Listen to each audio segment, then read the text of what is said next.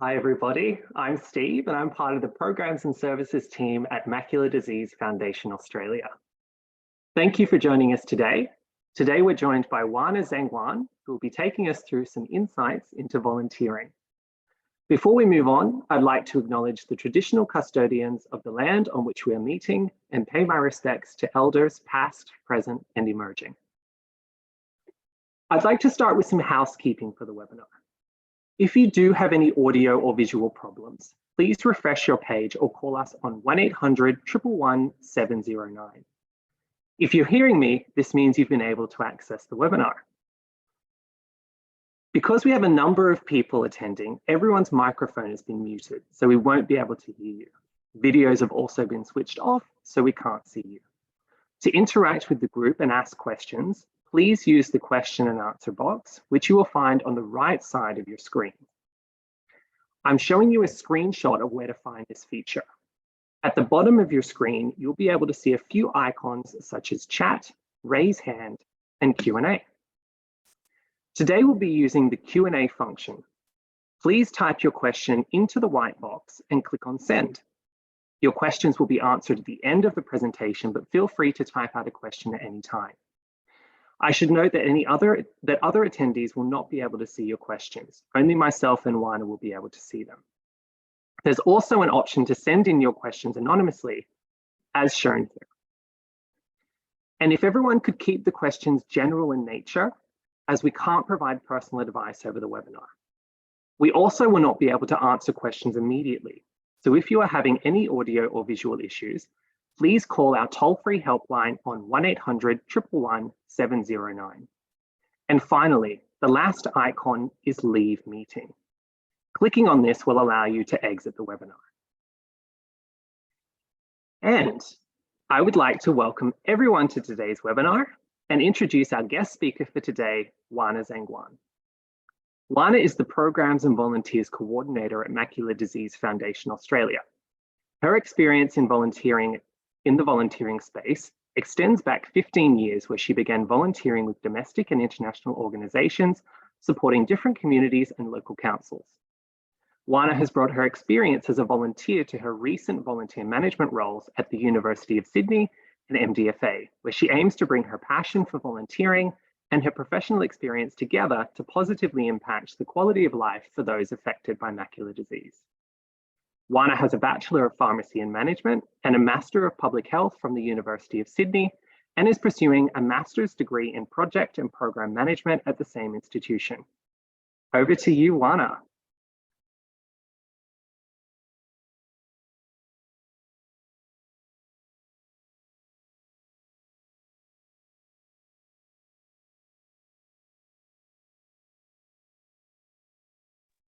Thanks, Steve, and hello, everyone. My name is Wana, and today I have the pleasure to share the insights into volunteering with you. In this webinar, we will cover the current state of volunteering in Australia, benefits of volunteering, how to get involved in volunteering, and hear from a current educator volunteer, Tom, based in Canberra at Macular Disease Foundation Australia. So first, what is volunteering? So after incorporating the textbook definition and my own experience, I would like to define volunteering as an activity where an individual chooses to give their time, skills, and energy to a cause, organization, or community without receiving payment or other tangible benefits. Volunteering is a fundamental aspect of the Australian society, with millions of Australians volunteering their time each year to a wide range of causes and organizations. Volunteering plays a significant role in strengthening social cohesion, building community resilience, and contributing to the development of the civil society. Understanding the current state of volunteering in Australia will provide us the insight into the scale and scope of volunteering activities and the impact they have on the community. So there are several recent statistics and trends that shed light on the current state of volunteering in Australia. 29% Australians aged 15 and over participated in voluntary work through an organization or group in 2019. Over a 12-month period, volunteers contributed nearly 600 million hours to the community. There is a slight decrease compared to the previous years for 2022. However, it is worth noting that the COVID-19 pandemic may have influenced these numbers, and we will talk about that a little bit more later. Based on the Australian General Social Survey conducted in 2019, men and women volunteered at similar rates, 30.7% and 28.5% respectively.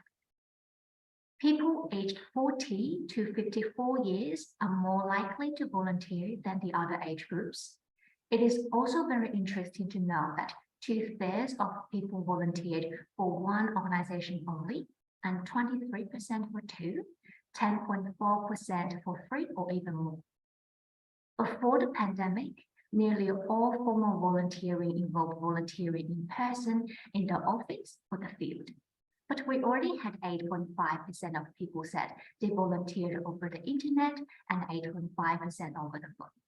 And in 2020, 96.6% of volunteers volunteered over in-person volunteering, 18% volunteered over the internet, and 14% over the phone. So let's talk a little bit more about how the COVID-19 pandemic has had a significant impact on volunteering activities in Australia. While the pandemic has led to an increase in demand for volunteering services, it has also disrupted volunteering activities in many sectors, such as events, tourism, and sports. Moreover, the pandemic has posed significant health and safety risks for our volunteers and has created new challenges in terms of recruitment, training, and coordination for the volunteer managers. To address these challenges, many organizations and volunteers have adapted to new ways of volunteering, such as remote or online volunteering, virtual fundraising, and contactless delivery of goods and services. These adaptations have not only enabled volunteers to continue their activities, but have also opened up new opportunities for volunteers to contribute their skills and expertise. So overall, the impact of the COVID-19 pandemic on volunteering in Australia underscores the importance of resilience, adaptability, and innovation in the volunteering sector, and highlights the ongoing need for support and recognition of volunteers' contribution to the Australian society. There are many different types of volunteering, and the categorization can vary depending on the context and purpose of the volunteering activities. Let's start from the formal volunteering, which is usually organized through a not-for-profit or community organizations, while the informal volunteering includes helping friends and family with things like caring or home repairs. Many schools and universities encourage students to volunteer as a way to gain experience, develop skills, and give back to the community. Some schools even require students to complete a certain number of volunteer hours to graduate. And on the other hand, many companies encourage their employees to volunteer and may offer paid time off or other incentives to support cooperative volunteering efforts. With the rise of technology, volunteering can now be done remotely from anywhere in the world. Virtual volunteering can include tasks like web development, social media management, translation services, and even more. Event-based volunteering involves volunteering for a specific event or project, such as a charity run, fundraiser, or disaster relief. Skilled volunteering involves volunteering one's professional skills or expertise to support a cause or organization, such as providing legal or financial advice to a non-profit organization. Board or committee volunteering involves serving on the board or committee of a non-profit organization, providing strategic guidance and oversight. These are some examples of the many different types of volunteering available. Regardless of the type of volunteering, the most important thing is to find a cause or organization that aligns with your values and interests and to make a meaningful contribution to the community. Volunteering provides huge benefits to our society. It also provides significant benefits to the volunteers themselves. Social benefits may include the opportunity to meet new people and build social connections, which can reduce feelings of loneliness and isolation. Personal benefits may include a sense of personal accomplishment, improved self-esteem, and a greater sense of purpose and meaning. Professional benefits may include the opportunity to develop new skills and gain work experience, which can enhance one's employability and career prospects.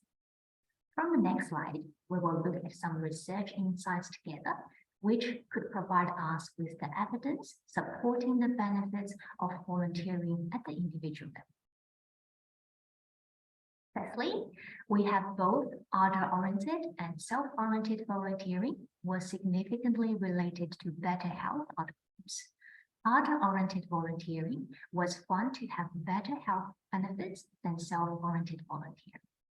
Basically, other-oriented and self-oriented are the words used to describe where your motivation for conducting those volunteering activities comes from.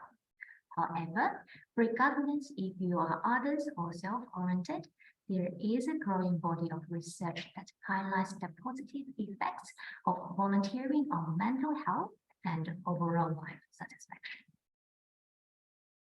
Here, we've got another research study showing that those who engage in volunteering regularly appear to experience higher level of mental well-being than those who never volunteered. And now you may wonder, by regularly, how many hours per week you should volunteer to achieve these benefits. I've got two studies here to show that people who volunteered for more than 100 hours per year and up to around 300 hours, and by calculation, that is around 2 to 6 hours per week, are more likely to experience these better health and life satisfaction outcomes than those not volunteering. Then we've also got a very interesting European study showing that the health improves when Europeans start volunteering and declines when they stop volunteering. The health advantage increases with age and with the most substantial advantages for volunteers aged 60 and over. And just to refresh our memories, in Australia, people aged 40 to 54 years are more likely to volunteer than the other age groups. So if you are visiting your families or an elderly friend this weekend, maybe it is the time to have the conversation. And let's recap and also summarize the benefits of volunteering. By volunteering, we can develop a range of new skills, get those positive impact on our individual well-being, making meaningful contributions to our communities, and make a positive impact on our society. As we've discussed the definitions, different types, and benefits, you may wonder how you can get involved. You can start by considering what causes or issues you are passionate about and what skills you can bring to the table. This will help you narrow down your search and find opportunities that are a good fit for you. There are many resources available for finding volunteering opportunities, including online databases, community notice boards, and word of mouth. Some popular resources in Australia may include Volunteer Australia, Seek Volunteer, and Go Volunteer.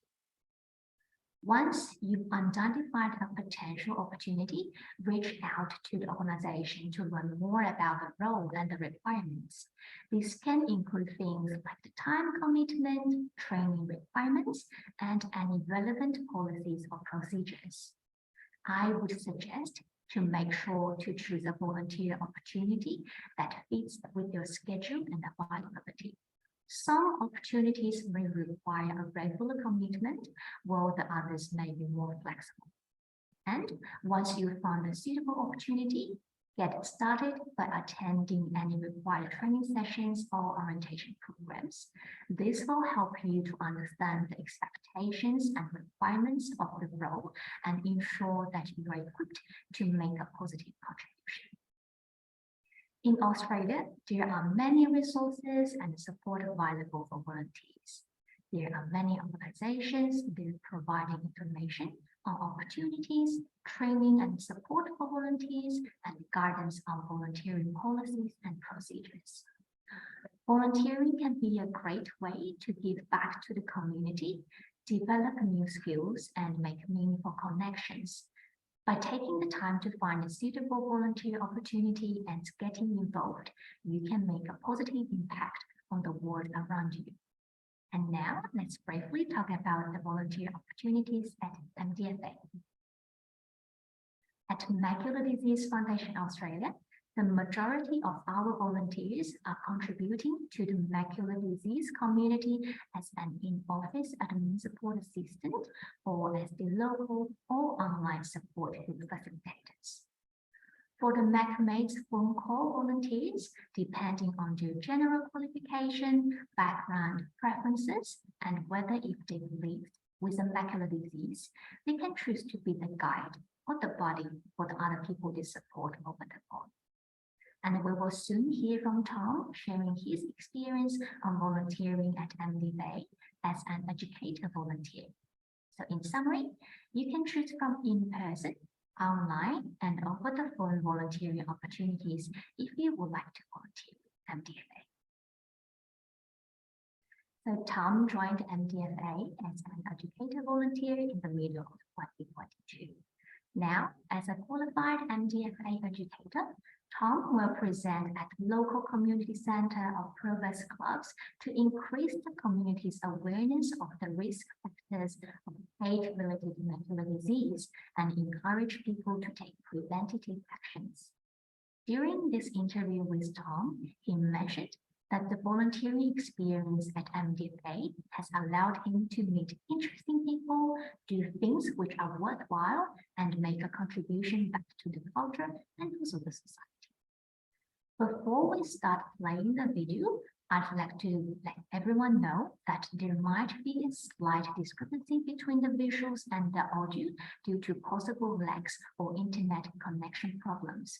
So this can result in a small delay between what you see and what you hear, but please bear with us if you notice any slight inconsistency. Thank you very much for your understanding.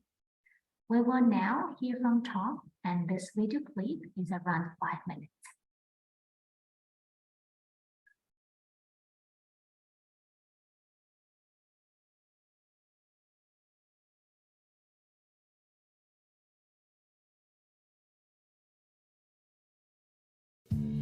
About a year or so, perhaps a year and a half, and it was very fortuitous because my father lost his eyesight when he was about 11 in an accident. So I grew up with my father as a totally blind person, and I saw the impact firsthand on how it limited his life. And now, although he was courageous and incredibly inquisitive, his life was very restricted. So I had a lifelong interest in the subject of blindness. This opportunity came along through my sister, who at the time was the CEO of the foundation. And she suggested that my skill set may fit in with some of the things that the foundation was doing. And I met the team. They trained me, they exposed me to the presentation that they offer, and they inducted me in, and I've been delivering presentations on macular disease for about 12 months now. The arrangements are made here with organizations which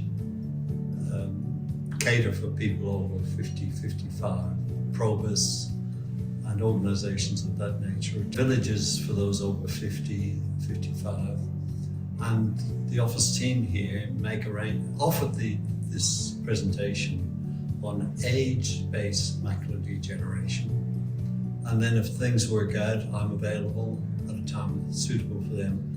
I pop along and I make about a 30-35 minute presentation on age-based macular degeneration, and then address any questions that may arise.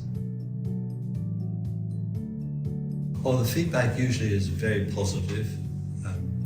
Well, first of all, I judge that by how attentive they remain during the presentation, which has some limits because occasionally I'm speaking to people in their 80s or even 90s. And on one or two occasions, people have fallen asleep. I don't take that as criticism. I take it that they've come to the session, they've got something out of it.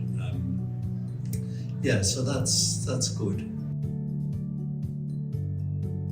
Perhaps the most important thing from my point of view is that they get some understanding, but more importantly, that they go and get checked.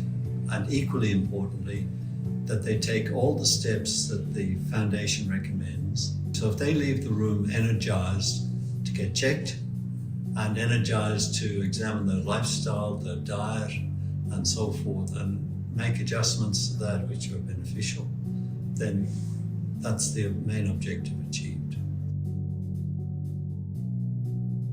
The foundation recommends strongly that it includes things like the daily serve of dark green vegetables, kale, and things of that nature.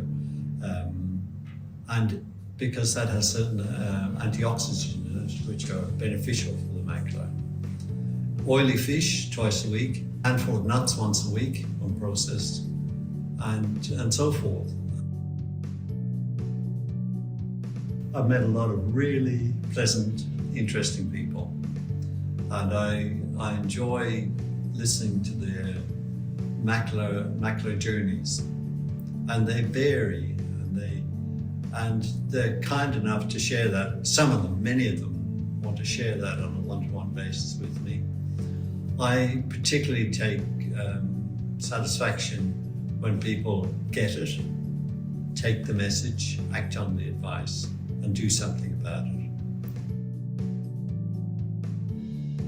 You meet interesting people, you do things which are worthwhile, you make a contribution back to the culture or to the society. I think volunteering is essential. I end up having do this work.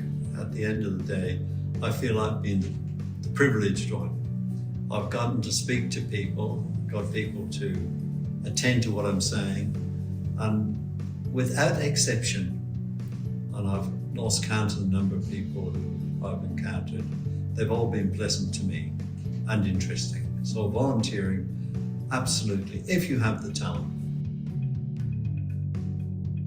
My personal view, which I don't push, is that we all should have our eyes checked depending on age, every few years, and if you get over 50 and progressively older, you should in my view, do it more frequently.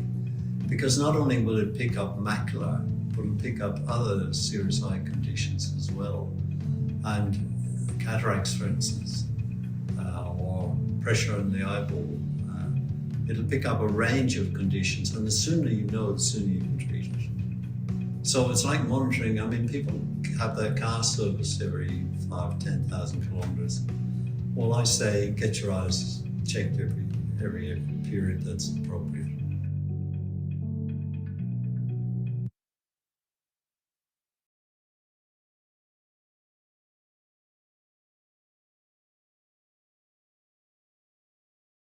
So last week was the Australian National Volunteer Week, and the theme this year is Changemaker.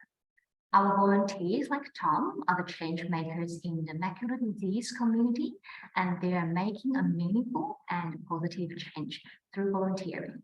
And as Tom said, giving back to the community and the society. All right.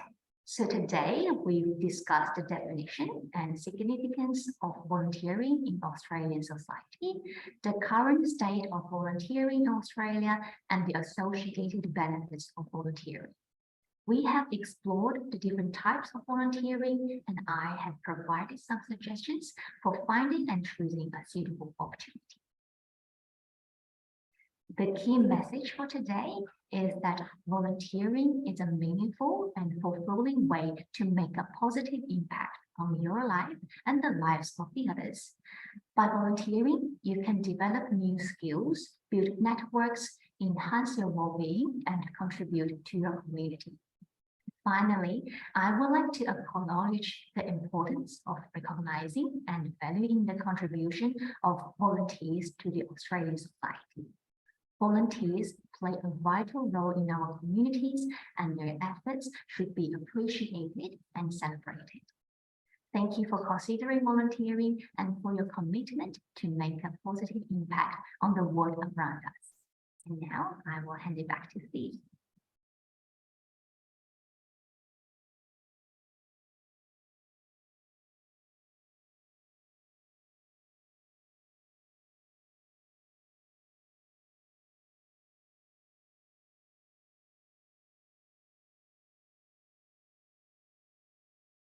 Okay, well, thanks, Juana. That was really interesting and informative, and I, for one, learnt a lot. I'm hoping that everybody else did as well.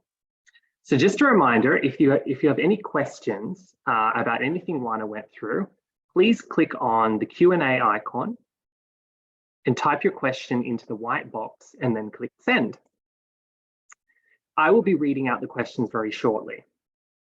As I mentioned before, other attendees will not be able to see your questions, only myself and Juana. And please try to keep the questions general in nature.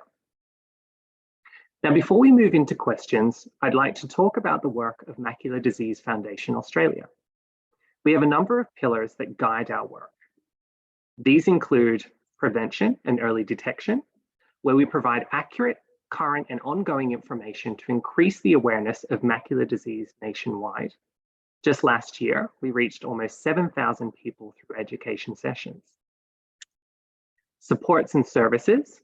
In this pillar, we provide support for all our patients and also facilitate access to other support services, including support groups, our helpline, and community education, among other things. We are also the voice of the macular disease community. It is our privilege to advocate for the best interests of the macular community, whether it be designing policies for state and federal governments or making sure medical benefits are not cut. And finally, our research and data pillar, where 100% of funds donated for research goes into our research grants program. And since 2011, we have given a massive $5.1 million to different research projects. Now, just before we close off the webinar, if you or someone you know is interested in accessing our supports and services, or getting support from our team, or finding out more about what we do, call our helpline and speak to our programs and services team who are qualified vision scientists and optometrists. You can also email the team at education@mdfoundation.com.au, or you can visit our website at www.mdfoundation.com.au. We'd also like to give you the opportunity to provide feedback on this webinar and to provide suggestions for future webinar topics. You'll receive a link in your email following this webinar where you can provide feedback, access past webinar recordings, or register for upcoming webinar sessions. And speaking of upcoming webinars, our next webinar will be a research update with Macular Disease Foundation Australia grant recipient, Professor Alice Peavey. This will take place on Thursday, the 25th of May at 2 p.m. Australian Eastern Standard Time. You can visit our website to register, which is again, www.mdfoundation.com.au, or you can scan this QR code on the screen with your phone or smart device. Now let's get to some audience questions, and I'll bring Juana back on the screen. Okay, so the first question we've got here is, can I volunteer if I have low vision? The short answer is yes. And just for everyone's information, plenty of organizations have accessible volunteering options for those living with low vision or vision impairment. For example, at MDFA, we do have the MacMates roles where you can support someone living with a low vision condition over the phone. And then we do also have the iConnect roles, and some admin roles are also suitable for people with low vision. So yes, definitely. That's great. Thanks, Wana. The second question we've got here is, what if I only want to volunteer for a short period of time? Yes, so as I mentioned previously, when you actually choose the volunteering opportunity, you should consider your time commitment, interest, and availability. And if you're available for a short period of time, that's absolutely fine. Many organizations and extended volunteering roles, we recommend reaching out to the organizations like MDFA and finding out what's needed. Awesome. And the final question we've got here is, can I get paid for volunteering? So unfortunately, the volunteering activity itself won't get you any payment, but the experience is often payment enough. And besides, as I mentioned, for cooperative and other type of volunteering, you might receive payment from other bodies apart from the activities you do. Great. Thank you, Wana. And that's all the questions we've got today. And that concludes today's webinar. So I'd like to say a massive thank you to Wana for presenting today and to all of you for joining today's webinar. Thank you. Thank you. Bye.